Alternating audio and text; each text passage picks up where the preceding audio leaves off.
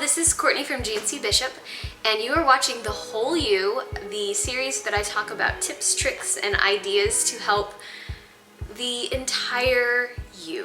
What I will be talking about today is a big one: how to stay positive and or happy that can really affect how you see things. Don't forget to subscribe to MomPulse so that you can keep up with the episodes every week. 1, express gratitude.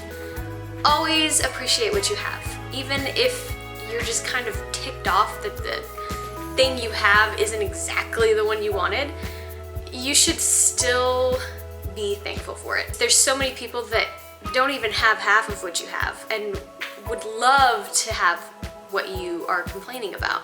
So you should always be appreciative of what you have. Number two, wow, prego brain, really bad. Number 2, completely surround your thoughts with positivity and optimism. Do not let pessimism get into your brain. It's so horrible. It just makes you think of really bad things. If you always think of the world as an endless opportunity, then you have so many places to go. There's so many things you can do. There's so many things that haven't been done yet. If you think of it as that instead of, oh, well, you know, it's just kind of, that's already happened, or that's already done, or I can't do that, you're already setting your brain up for failure, which in turn will probably set you up for failure. Always think optimistically. Always be in this frame of mind that no matter what, there's always a good thing in any kind of situation. Number 3 is to avoid social comparisons. Stop comparing yourself to people. You're not that person, I promise. And avoid overthinking. 4, practice acts of kindness. It is so amazing the things that you can do if you just act on kindness. Number 5 is to nurture your social relationships. Not just your family, not just your husband, not just your kids, all of your social relationships that make you happy, that make you feel good about yourself, that make you feel built up and inspired. You should nurture those. 6 is to develop a strategy for coping. Just develop your own strategies for coping, and healthy ones at that. Don't like go and like start smoking stuff. Like, you know, don't do anything that's gonna hurt you. 7, this one's gonna be a really hard one for a lot of people, but it's learn to forgive. Forgiveness is very hard to give, and it's very easy to receive though. It's just a feeling of hatred that you get when you're around that person because they did something so to you. You really just need to just kind of let it go. Talk to that person if it truly did hurt you that badly. Tell them, you know, this really did hurt me. Most of the time it was not done purposefully. If it was done purposefully, let it go. Pray for that person, and you don't need to hang out with those kind of people. 8, increase your flow experiences. Now this one I had to look up because I was like, flow in the world. It's the state of mind in which you feel time is standing still. One of my favorite things to do is wake up in the morning and go out on our patio and watch the sunrise or watch the sunset.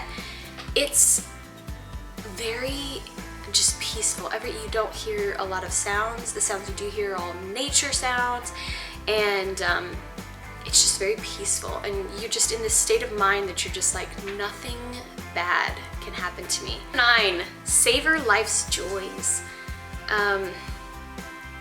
You can't really be super happy if you're not enjoying where you're at. Just take in all the things that life has to offer, and it's pretty amazing. 10, commit to your goals. Make goals, make short-term goals, make long-term goals, cross them off. You will feel so empowered.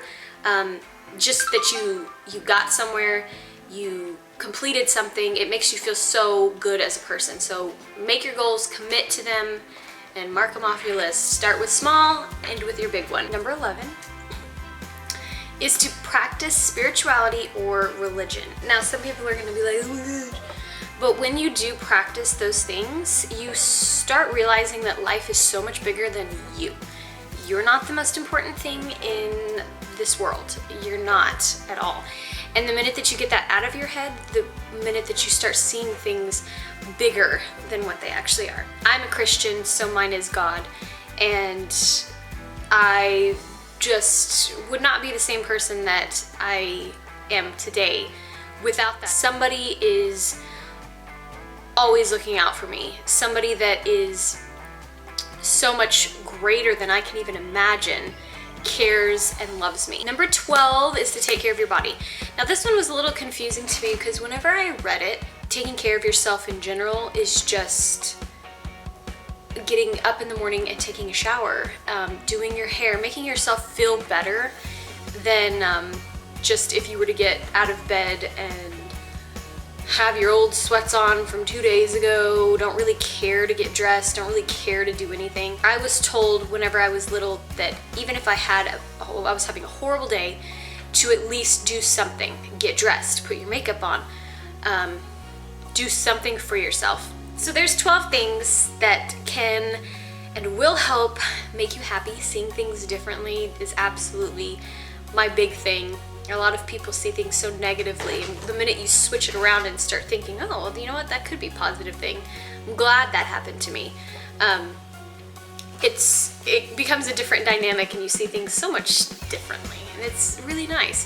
It's happy. Thank you so much for watching this episode of The Whole You. I hope to see you back next week, and don't forget to subscribe to MomPulse to hear all about the next week's tips and tricks. So I will talk to y'all later, and thank you all again. Bye guys.